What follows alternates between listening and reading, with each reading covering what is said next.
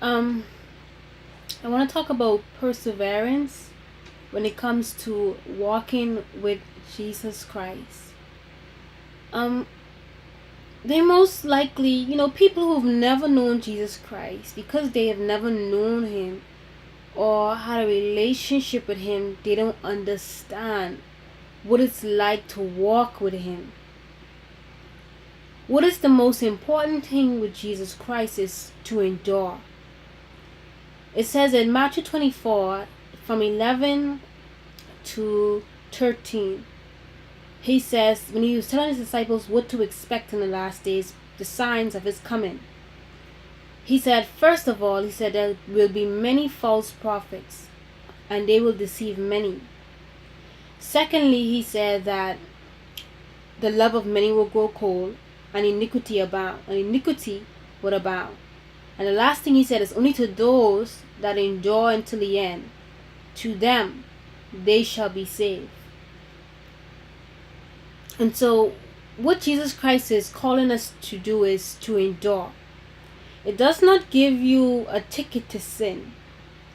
To endure is to simply say to Christ, most people feel like, God's calling me and they wanna go street preaching right away. They wanna go, preaching. They wanna have a title right away. They wanna be a title. They wanna be a deacon. They wanna be an apostle. They wanna do it right away because they feel like they're doing it for God.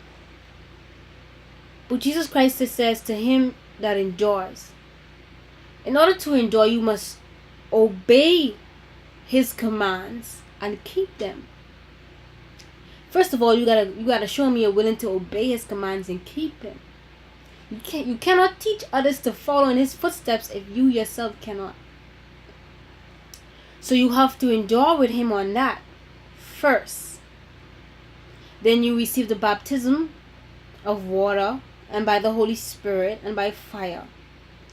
And then Christ begins to prepare you for what He wants you to do. But during the time of preparation, you have to endure, because there are going to be dark times in your life where you're going to only have to hold on to Jesus Christ. There are going to be times in your life where you are not going to know what is going on. You might feel like, there may be times where you feel like God has left you. There may be times where you feel like you've done something wrong. There may be times you feel like God is mad at you. But that's why Jesus said, to him that endure. Remember, Jesus never leaves you. You might not feel His presence, but He told His disciples, He says, I am always with you, even until the end. He wants us to endure. That means every day you take one step at a time, one day at a time. Don't try to think too hard on what you're going to do for Christ. Wait till He speaks to you on what He wants you to do. But in the meanwhile, if you don't know His voice, learn to hear His voice and recognize it.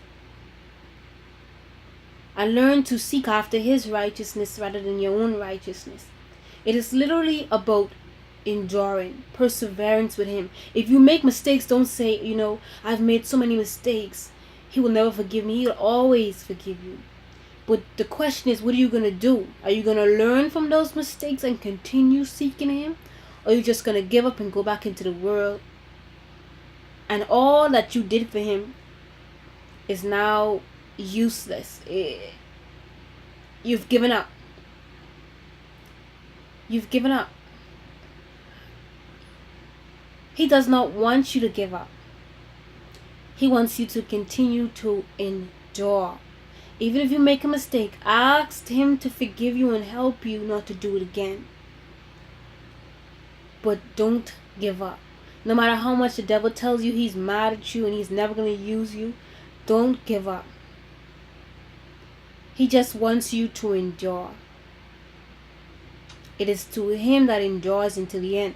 It is he that shall be saved. Endurance. Always trusting in God and obeying His word. Trust Him and obey. Because it's going to be hard. The devil's going to come at you with obstacles. There's trials and tests that comes from God. If you don't know how to hold on to Jesus' hands and endure with him like he endured for us, you're not going to make it. It's not about how righteous you can live. It's not about how many scriptures you know. It's all about your endurance with Jesus. It's all about holding on to his hands and looking at him always. Keeping your eyes on him no matter what the situation is, no matter what the trial is, no matter what the problems is. Continue to look at him and to walk one step at a time. You know, he will make instructions clear to you on what to do. If he does not give you instructions to do anything, don't go ahead of him to do it. Don't lag behind him as well. If he tells you to do something, don't take too long to do it. If he does not tell you to do anything, don't go on your own assumptions to assume that he wants you to do it and go ahead if he's not told you to do it. Jesus Christ knows what we need in our heart to be changed. So he knows how to get it out.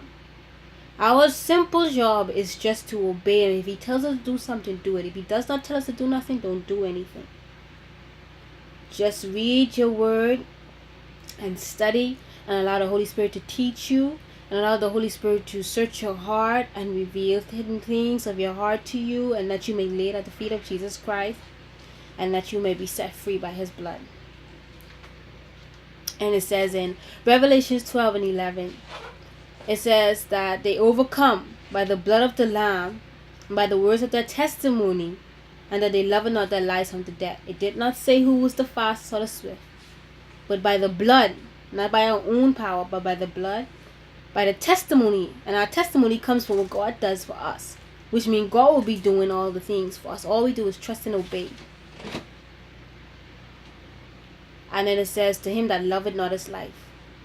Because Jesus said, he that loveth his life will lose it, but he that loseth his life for his sake, he shall gain his life. So be encouraged to hold on no matter what, how things look. Hold on to Jesus. Keep praying. And pray until you see results. And may God bless you.